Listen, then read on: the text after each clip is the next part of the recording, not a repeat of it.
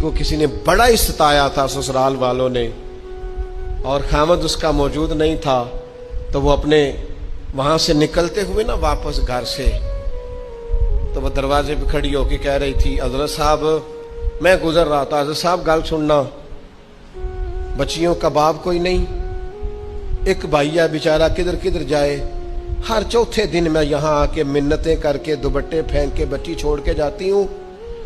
आज मैंने अपना मुकदमा रब की बारगाह में पेश कर दिया है,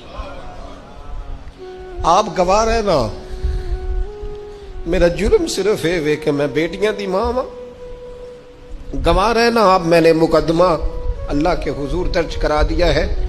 बेटी को हौसला दे के जाती हूँ, खुद नहीं सोती मैं सारी रात, मुझे पता है मेरी बेटी के साथ ज्यादती हो रही है, और इनको भी पता है ले जा कोई नहीं सकते, बंदे माड़े हैं, तो ये रोज जुल्म करते हैं। अब मैंने वो मुकदमा दर्ज करा, आप गवाह रहना।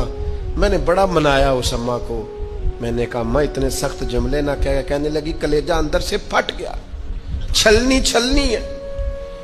एक शख्स के कमरे में जाती थी माफी मांगने, चलो बच्ची से गलती हो गई तो उठ के दूसरे कमरे में चला जाता था, मैं दूसरे में जाती थी, क्योंकि मैं बेटी वाली हूं।